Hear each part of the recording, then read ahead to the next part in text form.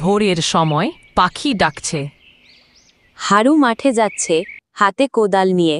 ওগো হারু, জলখাবার খেয়ে যেও, না খেয়ে গেলে আবার মাঠে গিয়ে বেহুশ হয়ে পড়বে। তোমার হাতের মুড়িগুড় খেলেই তো সারাদিন কাজ চলে রে পড়ি। হারু মাঠের দিকে যাচ্ছে।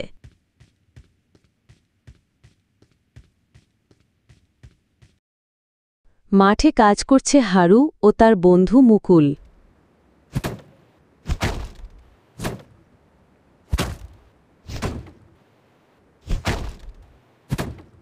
এই হারু, এবার বৃষ্টি ঠিকমতো হচ্ছে না রে, যদি ধান শুকিয়ে যায়।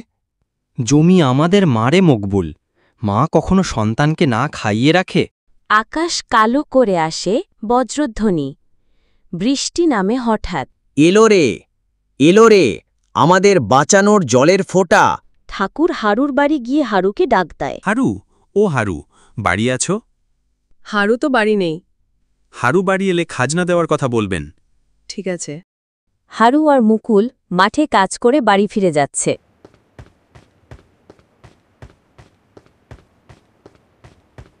ঘরে হারু ও পার্বতীর আলাপ সূচনা করছে।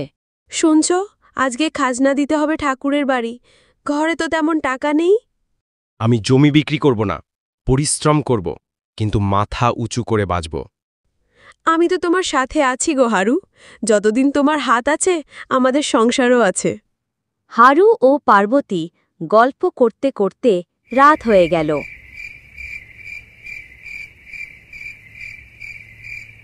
পরের দিন সকালে ঠাকুরবাড়ি জমিদার আসছেন।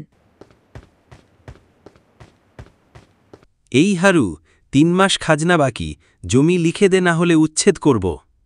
ঠাকুর, একটু সময় দিন, ধান কাটলে পুরো টাকা শোধ দেব। দেখি কত সাহস থাকে তোদের মধ্যে। 7 দিনের সময় দিলাম। তুমি তো দিনরাত পরিশ্রম করো, তাও কপালে শান্তি নেই। আমার শান্তি তুই রে পড়ি, ঘরের আলো তুই, মাঠের জল আমি, দুজনেই মিলেই ফসল জন্মায়। হারু ও পার্বতী মাঠে কাজ করতে যাচ্ছে।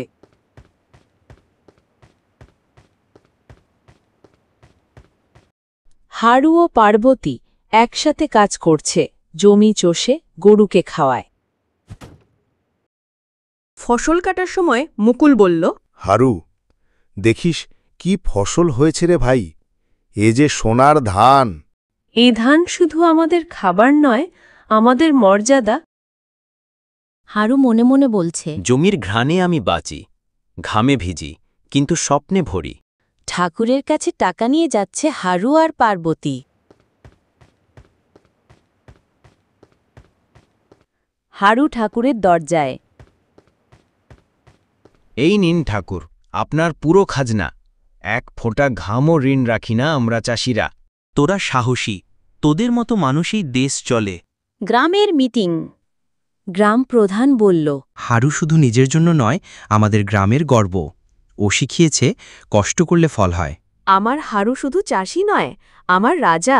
হারু আর পার্বতী বিকালবেলা বসে গল্প করছে। জীবন সহজ নয়, কিন্তু ভালোবাসা থাকলে সব সম্ভব। আর যদি জীবনে আবার জন্ম নিই, আমি আবার চাষির বউ হতে চাই।